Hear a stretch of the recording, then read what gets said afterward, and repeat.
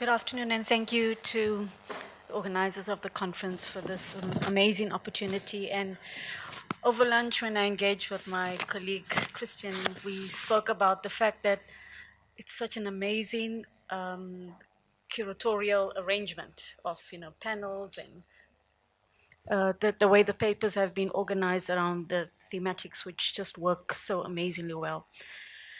Okay, so in this paper, I present a post-colonial reading of research outputs from a recent multilateral collaboration between academics from the University of Johannesburg, George Enescu University, and the Kunsthalle Bratislava. This project looked at new global spaces as sites of contest to examine the multiplicity of art histories and explore comparative approaches to artistic practices of production and representation. The research project title, Between Democracies 1994 and 2014, Remembering, Narrating, and Reimagining the Past in Eastern and Central Europe and South Africa, drew greatly from the ideas of Piotrowski, such as, I quote, horizontal art histories and of geo-historical margins and marginalized cultures of the East and global South and far North in every part of the globe located outside the center-based understanding of culture.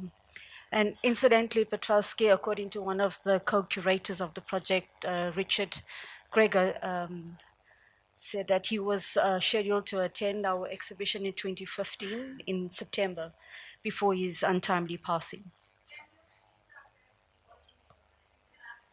I'm sorry. The background and premise of this project are interrelated. One of the political responses to the writing of global art histories is related to exclusionary practices of hegemonic hierarchies in the writing of peripheral art histories.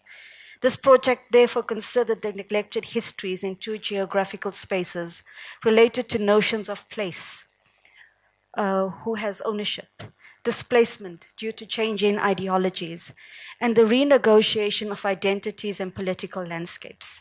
These complex and horizontal spaces of negotiation were explored in relation to their apartheid and socialist histories. Continuing practices, new readings, reconfigurations of political and ideological landscapes.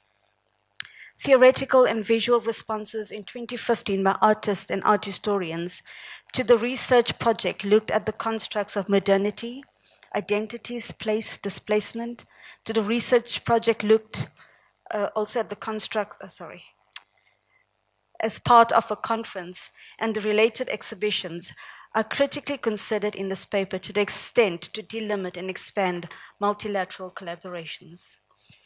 In South Africa, the initial post-apartheid years were marked by the optimism of a united rainbow nation, supported by reconciliatory strategies such as truth and reconciliation commissions, and the uplifting notion of the African Renaissance.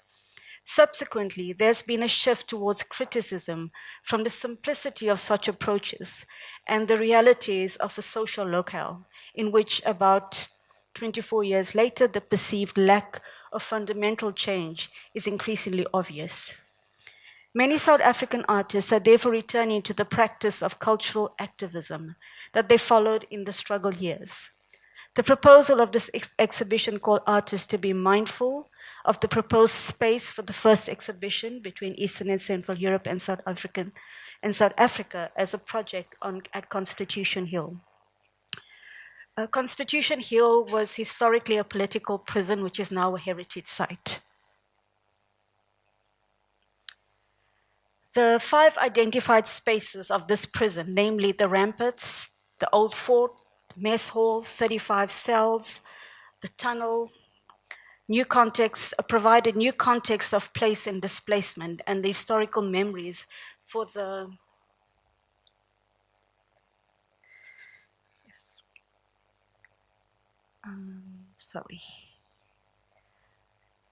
of new context of place and displacement and historical memories for the selection of new media, photography, drawing, and painting. The space that was a collision of cultures and the reenactment of peripheral geographies in the former political prison and now heritage site.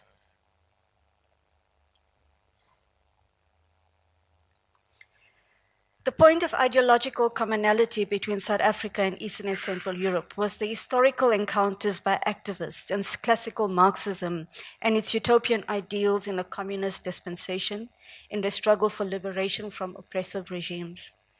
For South African activists, communism was an underpinning ideology of left-wing manifestos during the apartheid years, creating spaces for transnational artists and audiences grappling with the notions of memory and commemoration of post-communist Eastern Europe and post-apartheid South Africa is relatively unexplored in both regions involved in this project.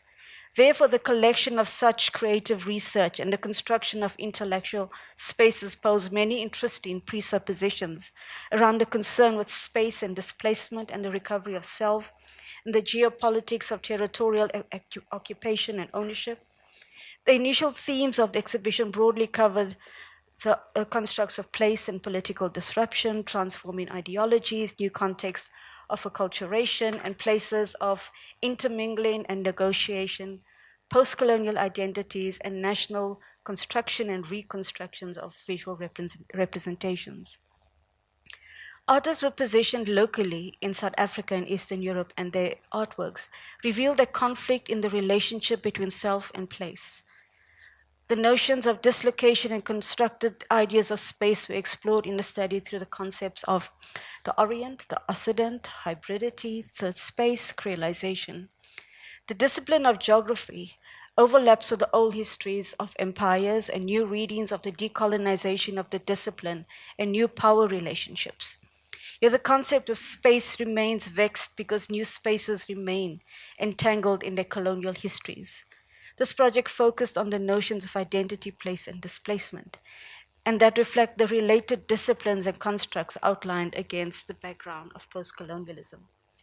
This project was premised on the concept of geographical and historical specificity as a vehicle to mediate the meaning of the visual and theoretical representation of notions of memory and commemoration over the past 25 years by art historians, art critics, art theorists from Eastern and Central Europe and South Africa. The deconstruction and rewriting of art histories were underpinned by social and cultural transformations internationally. A multiplicity of parallel commonalities were drawn within the international context of change and transformation in theoretical perspectives relevant in these geographical spaces. After the fall of the Berlin Wall and the former East, artists grappled with issues of national narratives, colonial legacies, and new places of memory and erasure. This project considered the ideas of cultural difference and multiple perspectives in comparative transnational and global histories in the context of creolized culture in the formation of third spaces. Place and displacement are critical notions in the field of post-colonial studies, and some of the concepts intersect with the discipline of geography. The curatorial strategy followed the trend of large-scale exhibitions and have redefined the location of exhibitions beyond galleries and museums over the past 25 years. Artists were invited to submit proposals for existing and new work to align with the thematic of politics and memory and the commemoration in post-war Europe and post-apartheid South Africa. Memory and reading of ideologies of communism and post-apartheid are not diametrically opposed, but expose the in-between spaces of commonality, continuity, and disjuncture. Other underpinning objectives that inform the exhibition were the geographical and theoretical methodologies in the two parallel histories and the continuities and disjunctures and in the impact of artistic practices, the visual exchange between national and the transnational chronologies and overlapping narratives. The model used for the curatorial strategy was associated with a collaborative model which framed this creative process as, I quote, durational, transformational, and speculative, end quote, at Constitutional Hill. This group exhibition promoted a discursive interface between artists and audiences, between transnational cultures from the geopolitical spaces of South Africa, the Czech Republic, Slovakia, Poland, Romania, Croatia, Bulgaria, Hungary, Moldova, Slovenia, Ukraine, and Georgia by 52 artists.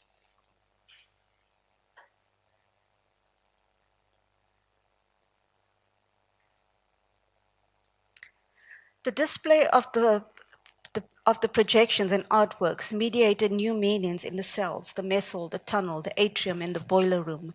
Instead of a singular rubric of the demarcation space in terms of geographical regions or plural thematics of negotiating identities, monuments, versus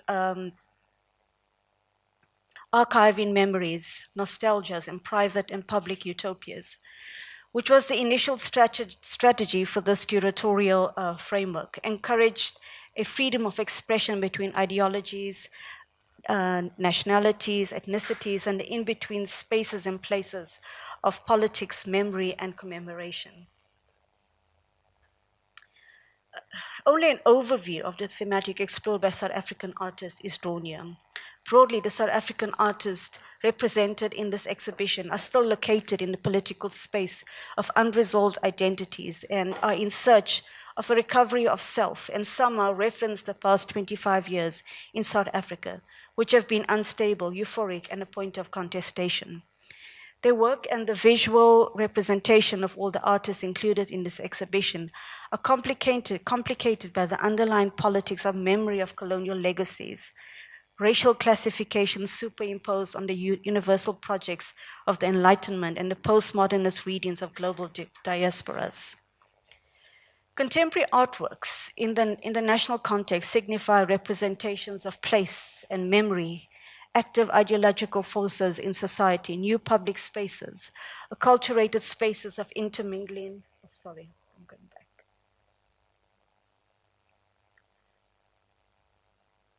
Of intermingling spaces and negotiation in the video work of universal depiction of geopolitical spaces by Tanisha Bana, Vusi Busham, which somehow typifies the younger educated generation of South African artists. I